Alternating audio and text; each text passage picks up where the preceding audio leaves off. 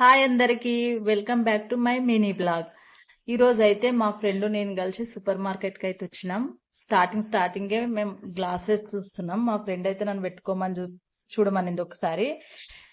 ఇది కాదు, వేరే కలర్ పెట్టుకుంటానని ఇంకో కలర్ తీస్తాను పోతే ఒకటి కింద పడింది.